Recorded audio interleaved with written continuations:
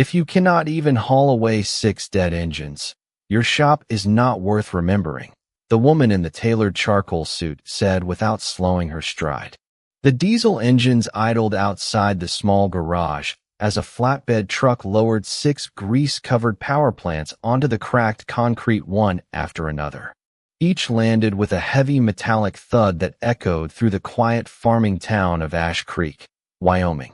The drivers never asked where Asher Cole wanted them. They simply followed instructions, wiped their hands, and climbed back into their trucks. Standing beside the final shipment was Victoria Hayes, the chief executive officer of Hayes Powertrain Industries, one of the largest engine manufacturers in the country. She glanced briefly at the rusted machines before looking toward the weathered garage with obvious disappointment. "Keep whatever parts you can," she said. "Scrap the rest." Then she turned, stepped into a waiting black sport utility vehicle, and disappeared in a cloud of road dust without another word. The engines remained where they had been dropped, silent beneath the late afternoon sun, surrounded by the familiar smell of motor oil, warm steel, and old pine drifting in from the nearby hills. Asher stood in the open garage doorway with a shop rag draped across one shoulder. His worn denim shirt carried years of honest work, and his hands bore the quiet marks of a man who repaired machines instead of replacing them. Beside him stood his 9-year-old daughter, Emma, holding a clipboard almost as large as she was. She looked at the enormous engines with wide blue eyes before glancing up at her father. "Daddy," she asked softly, "are they really broken?" Asher walked slowly toward the first engine without answering immediately. He rested one weathered hand against the cold metal casing and closed his eyes for just a moment, almost as though he were listening instead of looking. Years of rebuilding classic engines had taught him something most people never understood. Machines often revealed their stories long before they revealed their problems. He smiled faintly. "Someone believed they were beyond saving," he finally replied. Emma tilted her head. "Do you?" Asher knelt beside her until they were eye level. "If someone took the time to build it," he said gently, "someone should at least take the time to understand it." Emma smiled because she had heard those words many times before. They had become something of a family promise ever since her mother passed away 4 years earlier. Whenever neighbors abandoned lawn tractors, pickup engines, or forgotten motorcycles behind the shop, Asher never laughed at the mess. He simply rolled up his sleeves and started asking careful questions. The little garage had survived difficult years not because it handled the biggest jobs, but because it treated forgotten things with unusual respect. As the afternoon light stretched across the concrete floor, Asher circled the first engine again. He brushed away years of dust with slow, deliberate movements until a faint series of stamped identification numbers emerged beneath the grime. His expression changed almost imperceptibly. He moved to the second engine, then the third, cleaning the same hidden area on each one. Emma noticed the quiet difference immediately. "Daddy," she whispered, "what did you find?" Asher did not answer right away. Instead, he reached for a flashlight hanging from a nearby workbench and aimed its narrow beam across a tiny engraved symbol almost invisible beneath old paint. It was not the mark normally found on production engines. It belonged to something else entirely, something never meant to leave the factory. A cool breeze drifted through the open garage door, carrying the distant sound of freight trains across the valley while the last rays of sunlight settled over 6 engines that everyone else had already forgotten. Asher looked at them once more before quietly saying, "Emma, I think someone just threw away something they never truly understood." Emma carefully copied the strange identification numbers onto her clipboard while Asher rolled the first engine beneath the brightest light in the garage. The old fluorescent fixtures hummed softly overhead, casting long reflections across oil-stained concrete that had witnessed thousands of repairs over the years. Outside, the last pickup trucks heading home from nearby ranches rumbled down the Tulane Highway, while inside the small shop the familiar scent of warm metal, grease, and pine sawdust wrapped around father and daughter like an old friend. Emma looked up from her notes. Do you think the lady knew these were special?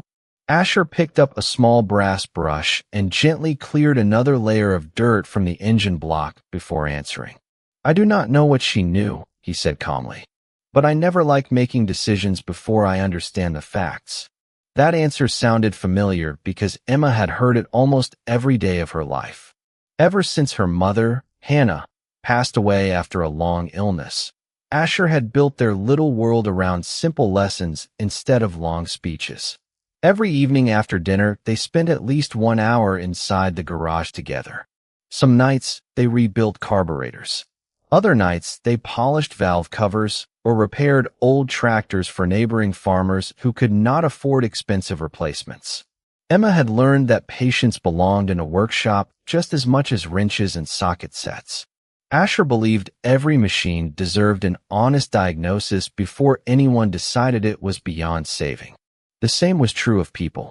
He reached for a digital inspection light and slowly examined the side of the first engine.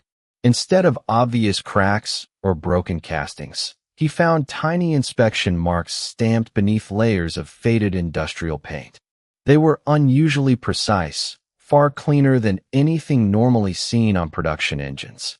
He moved to the second engine and discovered the same markings in exactly the same location. Then the third, then the fourth. Emma noticed her father's quiet concentration deepen with every discovery. Daddy, she asked softly, is something wrong? He smiled without looking away from the engine. Something does not fit the story. Emma frowned curiously. What story? Asher gently tapped the metal housing with his fingertips, listening to the tone instead of the sound alone. If these engines were truly scrap, they should show years of neglect. Instead, someone preserved them remarkably well before deciding they were worthless. Emma looked across the row of engines again. Their faded paint suggested age, yet many bolts still carried factory inspection markings that had never been disturbed. Even she could see they did not look like ordinary junk anymore. Asher opened a weathered cabinet and removed several thick service manuals along with an old binder filled with handwritten notes collected throughout his career. He had started that notebook when he was barely 20 years old, recording unusual engine designs, manufacturing changes, and prototype details that older mechanics had generously shared with him. Grandpa always said your notebook was worth more than a toolbox, Emma said with a smile. Asher laughed quietly. Your grandfather believed knowledge weighs less than steel but lasts much longer. Together, they compared the stamped numbers against decades of technical records. Page after page revealed nothing until Asher reached a section he had not opened in years. His eyes paused on a small illustration nearly identical to the engraving hidden beneath the dirt. He took a slow breath before carefully closing the binder. Emma watched him with growing anticipation. You found it, did you not? Asher looked once more at the 6 silent engines lined across the garage floor. I found enough to know one thing, he said gently. Tomorrow morning we are going to examine every single one before anyone even thinks about taking them apart, because I have a feeling these engines have been keeping an important secret for a very long time. The next morning, the first light of dawn slipped through the dusty windows of Coal Restoration Garage long before the town of Ash Creek had fully awakened. Frost clung to the edges of parked pickup trucks outside, while a thin ribbon of steam rose from 2 mugs of hot chocolate resting beside the workbench. Emma pulled on a pair of oversized safety glasses and opened the notebook she always carried whenever she worked beside her father. She had already written the identification numbers from every engine in careful block letters, leaving extra space beneath each one for new discoveries. Asher smiled as he watched her prepare. Ready? He asked. Emma nodded eagerly. Always. Together they rolled the first engine onto an inspection stand beneath a bright overhead lamp. Instead of reaching immediately for heavy tools, Asher picked up a small inspection mirror, a flashlight, and a mechanic stethoscope that looked almost too simple for such an important task. Emma had learned years earlier that her father believed careful observation solved more problems than expensive equipment. People often search for what is broken, Asher said quietly as he adjusted the light. I prefer to search for what still tells the truth. Emma wrote the sentence into the margin of her notebook before looking back at the engine. Asher slowly removed a protective inspection cover that had never been touched since the engine left the factory. The bolts still carried tiny paint marks, proving no mechanic had loosened them before. He paused, studying the surfaces beneath. There were no signs of catastrophic failure. No warped components. No cracked housings. Instead, he found something far stranger. Every critical part had been coated with a special preservation oil, usually reserved for engineering evaluations rather than production vehicles. Emma leaned closer. That does not look like junk. No, Asher answered softly. It looks like something someone expected to examine again. They repeated the same process on the second engine. Then the third. Every result told the same story. The engines had not been abandoned because they were destroyed. They had been carefully stored before someone incorrectly labeled them as worthless inventory. Asher opened the weathered binder once again and compared the engraved symbol against an old technical drawing. This time the details matched perfectly. A prototype inspection seal used only during advanced research programs nearly 15 years earlier. Emma's eyes widened. Does that mean these were never sold? Asher nodded slowly. That is exactly what it means. He walked quietly down the row of 6 engines, resting one hand on each as though greeting old friends. None of them showed the random wear expected from years of commercial service. Instead, each carried subtle differences in machining, measurements, and casting details. They were not duplicates. They were 6 separate stages of the same engineering project, each preserving valuable design changes that could never be recreated simply from paperwork. Emma looked at her father with growing excitement. So every engine tells part of the story. Asher smiled proudly. Now you are thinking like an engineer. He carefully closed the binder before reaching for a clean white cloth and gently covering the first engine. Then he covered the second, the third, and eventually all 6. Emma looked puzzled. Why are we covering them? Asher answered without taking his eyes off the engines. Because until we know exactly what they are, our responsibility is not to repair them. He adjusted the final cloth with deliberate care. Our responsibility is to protect them. Outside, the morning sun climbed above the Wyoming hills, filling the small garage with warm golden light, while 6 forgotten engines sat quietly beneath clean white covers, holding a secret that neither Asher nor Emma yet fully understood, but one that would soon force people hundreds of miles away to realize they had discarded far more than old machinery. For the next several evenings, the lights inside Coal Restoration Garage remained on long after the rest of Ash Creek had settled into quiet darkness. The steady rhythm of socket wrenches, the gentle hiss of compressed air, and the soft scratching of Emma's pencil across her notebook blended into a familiar harmony that filled the little shop with purpose. Outside, cool autumn winds carried the scent of cedar through the valley, while inside the warm glow of aging fluorescent lights reflected from polished steel that had not seen careful hands in many years. Asher never rushed. Every bolt was loosened in sequence, every measurement recorded, every component placed neatly onto clean cloth-covered tables. Emma labeled each part with handwritten tags before arranging them inside shallow wooden trays her grandfather had built decades earlier. "Daddy," she asked while comparing another set of measurements, "why do we write everything down if we are putting it back exactly the same way?" Asher smiled as he gently cleaned a precision machine bearing with a lint-free cloth. "Because memory can become confident," he answered, "but written truth stays honest." Emma carefully underlined the sentence before continuing her notes. By the end of the third evening, the first engine stood almost completely disassembled.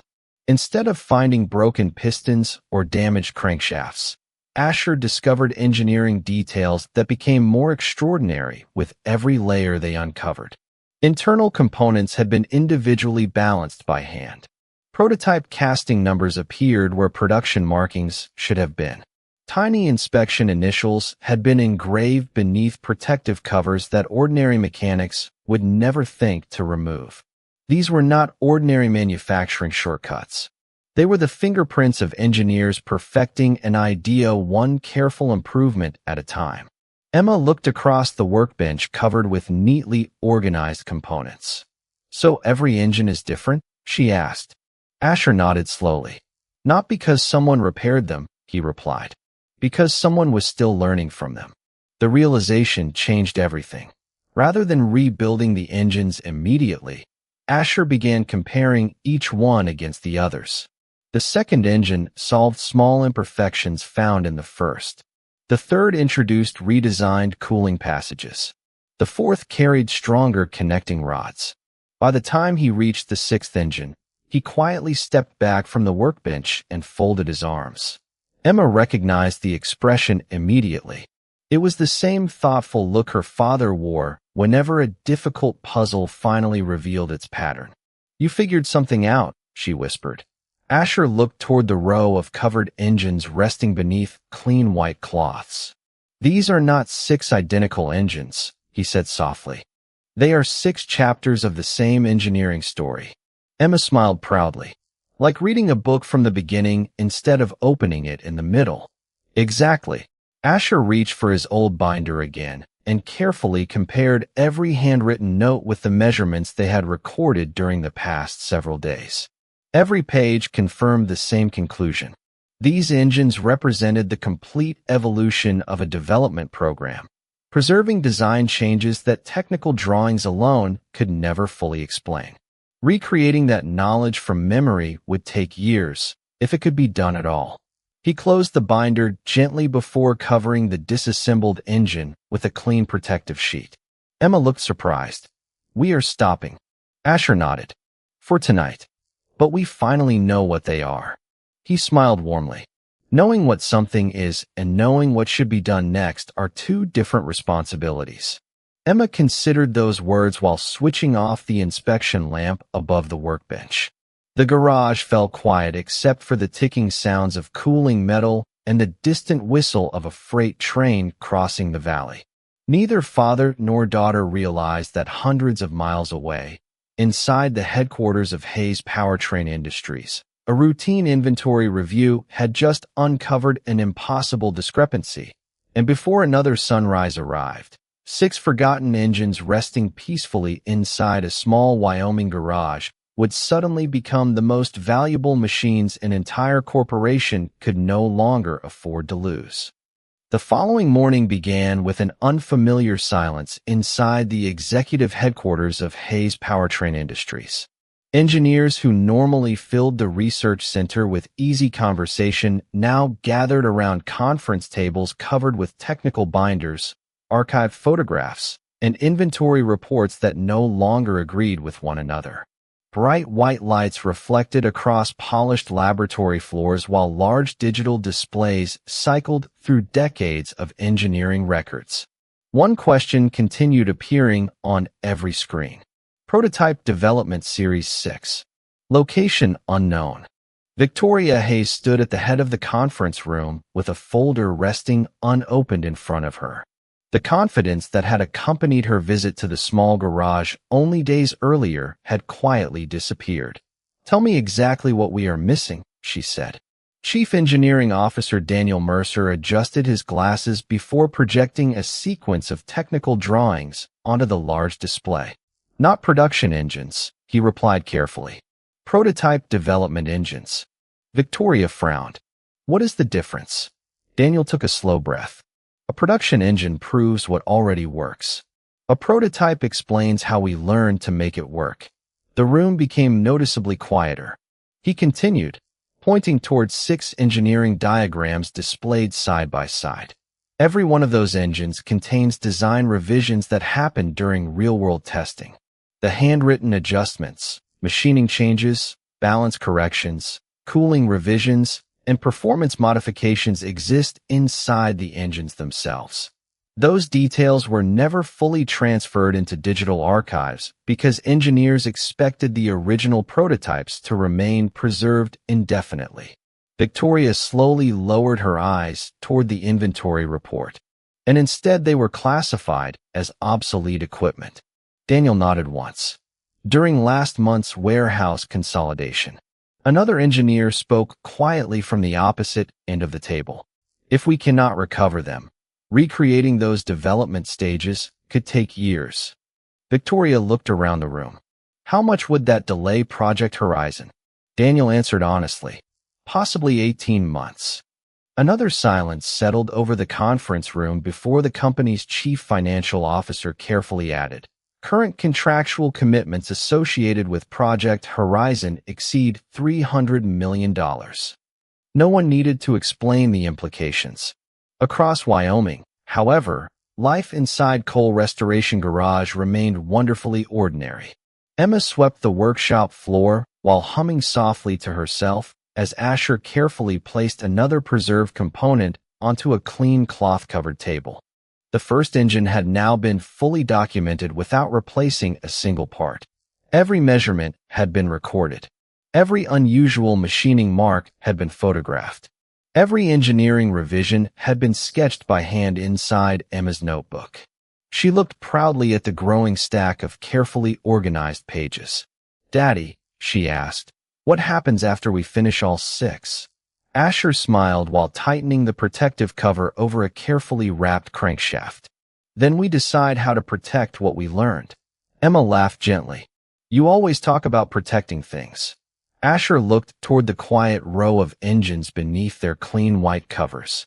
Because valuable things are not always valuable for the reasons people first imagine.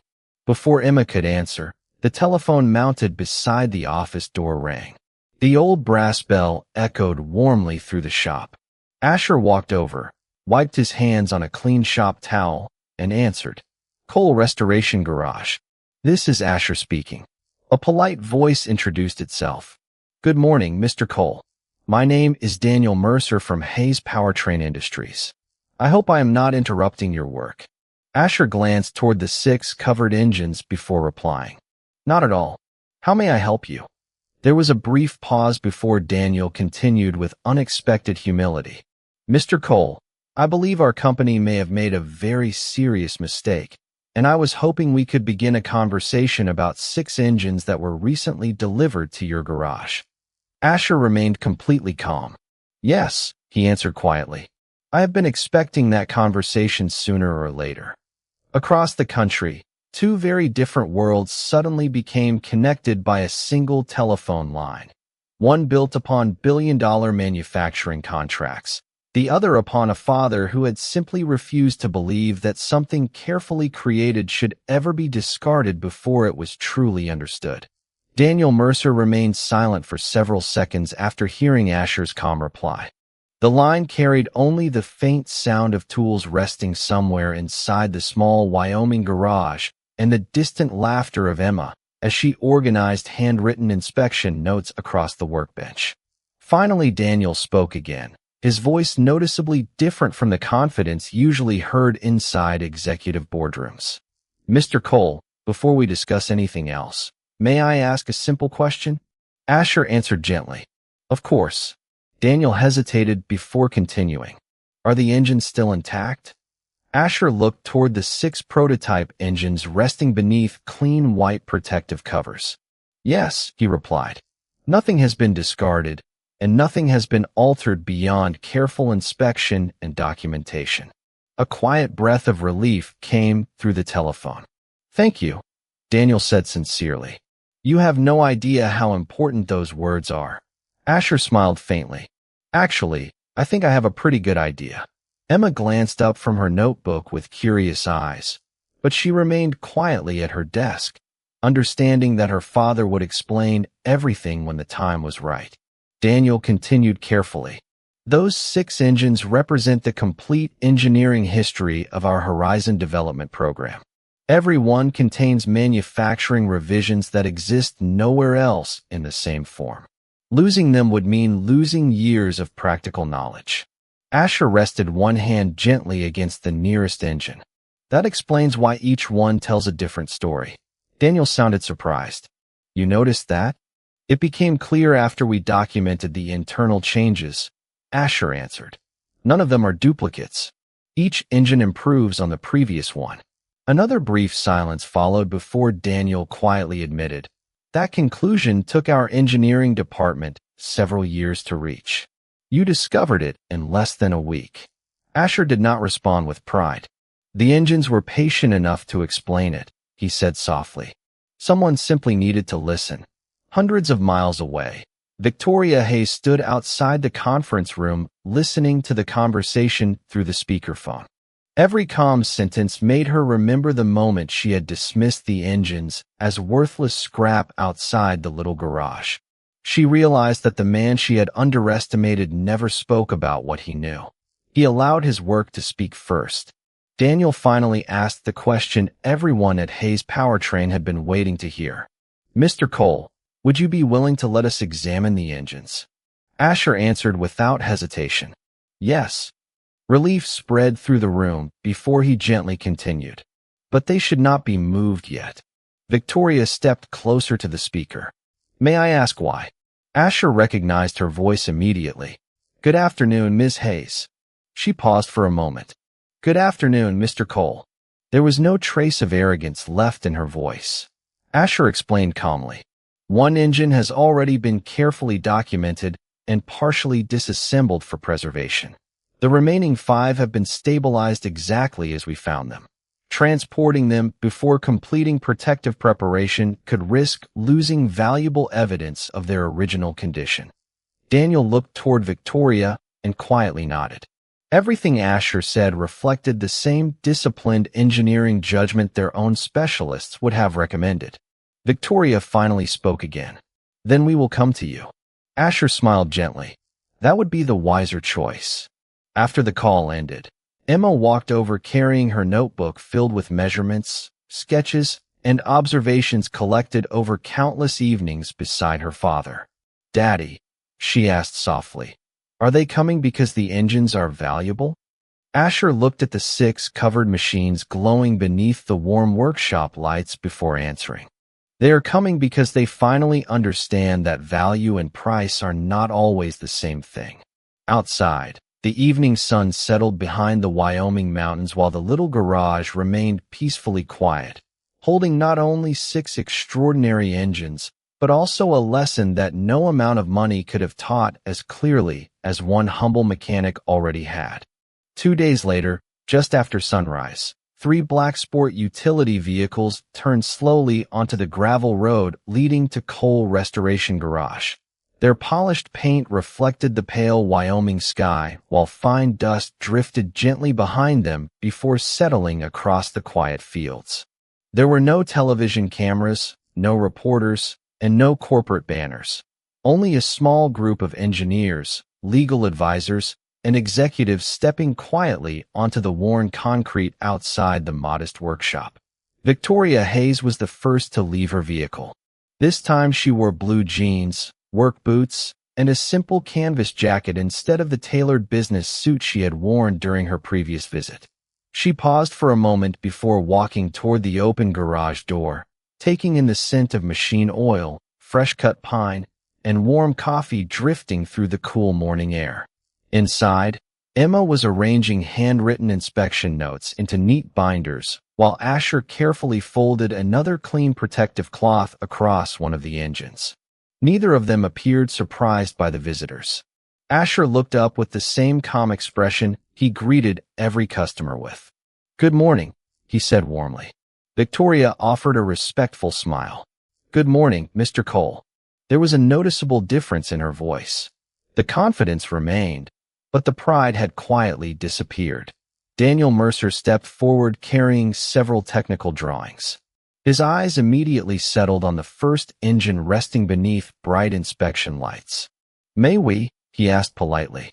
Asher nodded. Of course. He gently lifted the white protective cover. The engineers standing behind Daniel instinctively moved closer. No one spoke. Every preserved marking, every carefully labeled component, Every handwritten tag prepared by Emma remained exactly where it belonged. Nothing had been rushed. Nothing had been improvised. The first engine looked less like an abandoned prototype and more like a priceless museum exhibit waiting for historians instead of mechanics. Daniel slowly examined the exposed components before turning another page of his drawings. His expression shifted from curiosity to quiet amazement. "The preservation oil is still intact," he whispered. Another engineer knelt beside the engine and compared Emma's handwritten measurements against original factory records stored on a tablet computer. He looked up only seconds later. "Every measurement matches within manufacturing tolerance." Emma smiled shyly. "Daddy always says numbers deserve honesty." Several engineers looked toward the little girl before exchanging thoughtful glances with one another. Victoria walked slowly along the row of 6 engines, stopping in front of each one. Every engine carried carefully written identification cards, preservation dates, inspection notes, and protective coverings. Nothing about the garage suggested expensive equipment or advanced laboratories. Instead, everything reflected patience, discipline, and respect for craftsmanship. Victoria finally stopped beside Asher. "You treated them as though they already belonged to someone important," she said quietly. Asher looked at the engines before answering. "They did." Victoria frowned slightly. "Who?" He smiled gently. "The people who spent years creating them." His answer settled over the garage more heavily than anyone expected. Daniel carefully closed his tablet before addressing Victoria. If these engines had remained exposed another few months inside an outdoor salvage yard, much of the engineering evidence would have been permanently lost. Victoria looked once more across the spotless workshop where Emma carefully placed another labeled envelope into a binder while Asher adjusted a protective cover by only half an inch to shield a precision machine surface from direct sunlight. She suddenly understood that the greatest difference between her corporation and this little garage had never been money or technology. It had been the way value was recognized before anyone knew its price. Standing inside the quiet workshop she had once dismissed, surrounded by 6 engines everyone else had nearly forgotten, Victoria lowered her eyes for a brief moment and realized that the most extraordinary thing she had discovered that morning was not hidden inside the machines at all. It was standing quietly beside them with grease on his hands and humility in his heart. For a long moment, no one inside the garage spoke. The only sounds were the gentle ticking of cooling metal, the distant breeze moving through the cottonwood trees outside, and the soft turning of notebook pages as Emma carefully organized another stack of handwritten inspection records.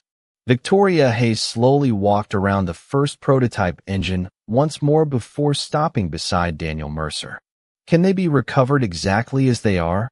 she asked quietly. Daniel rested one hand on the workbench before answering. "Yes, because Mr. Cole refused to rush." He looked toward Asher with unmistakable respect.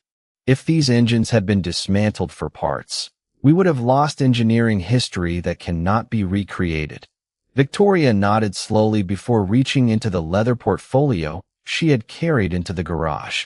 She removed a prepared folder and placed it gently on the workbench instead of sliding it across, as though she had learned that respect could be expressed in small gestures. "Mr. Cole," she began, "our board of directors authorized me to make a formal offer." Asher looked at the folder but made no attempt to open it. "Go ahead," Victoria continued calmly. "Hayes Powertrain Industries would like to purchase the 6 prototype engines, along with every inspection record, photograph, and preservation document your shop has created. We are prepared to pay $3 million. Emma's pencil stopped moving. Even Daniel glanced quietly toward Asher, curious to see his reaction. $3 million could transform a small family garage forever. It could purchase new equipment, expand the building, and erase every financial worry a single father might carry. Yet Asher's expression remained exactly the same. He looked toward the 6 engines before answering. "I appreciate the generosity." Victoria waited hopefully. "But before I give you an answer, May I ask one question? Of course, she replied immediately. Asher rested his hand gently against the nearest engine. When these prototypes arrived here, what did your company believe they were worth? Victoria lowered her eyes.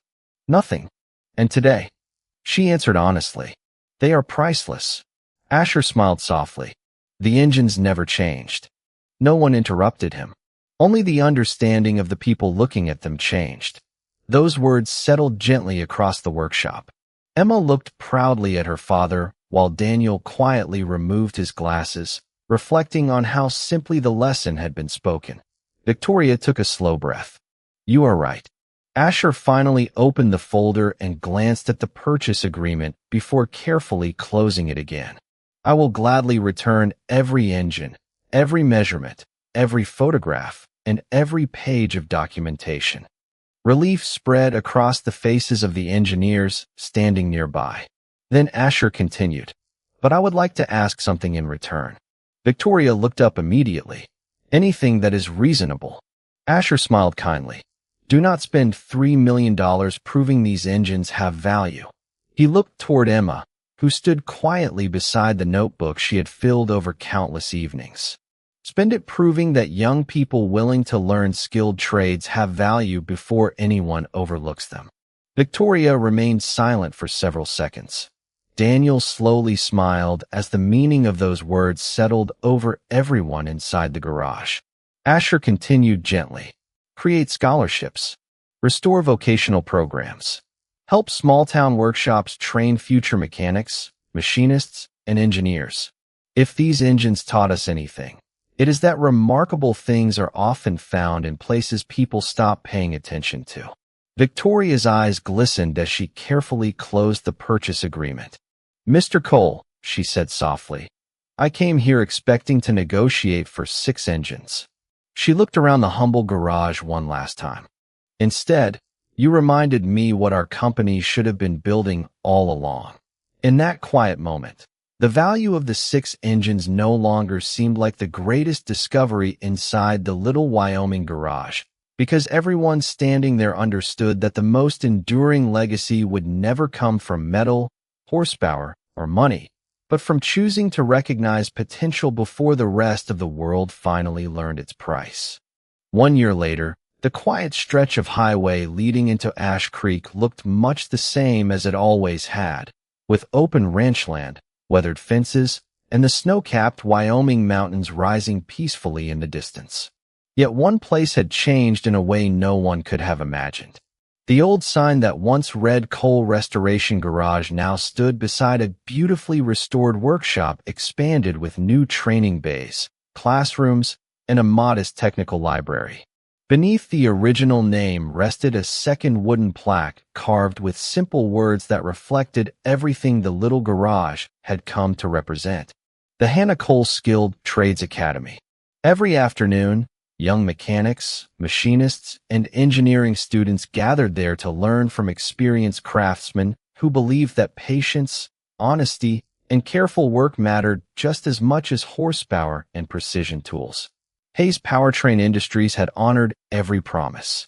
Instead of treating Asher's request as a charitable donation, Victoria Hayes transformed it into a permanent national apprenticeship program supporting small-town workshops across the country.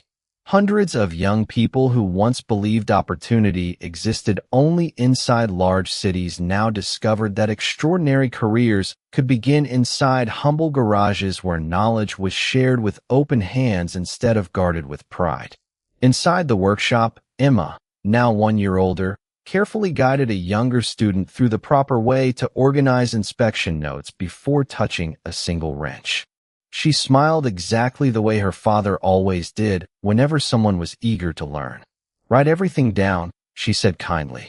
Memory is wonderful, but written truth lasts longer. Asher overheard her words from across the room and quietly smiled to himself. Some lessons had already begun traveling farther than he ever could. A familiar black sport utility vehicle pulled into the parking lot, but this time it arrived without urgency or ceremony. Victoria stepped out carrying nothing more than a small wooden display case. She walked into the garage where students paused briefly before returning to their work. She had become a regular visitor over the past year, never as a chief executive officer seeking recognition, but as a partner determined to keep learning from the people she had once overlooked.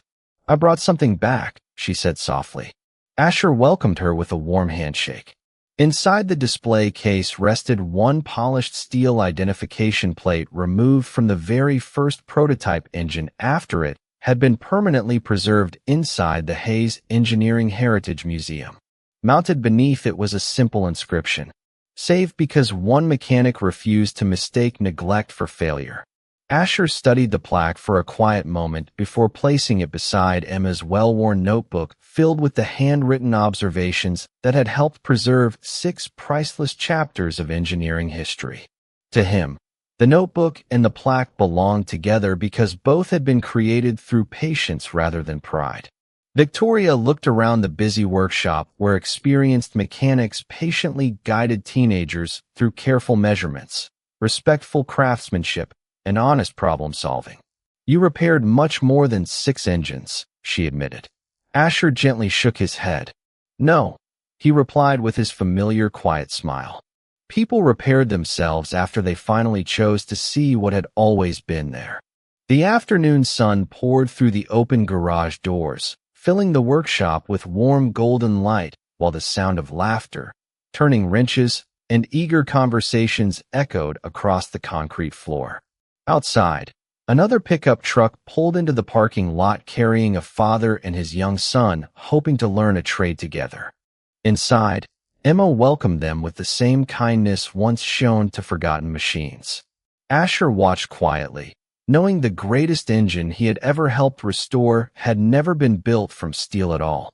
It had been the human heart, awakened by respect, guided by humility, and strengthened by the simple belief that nothing carefully created should ever be discarded before someone takes the time to truly understand its worth.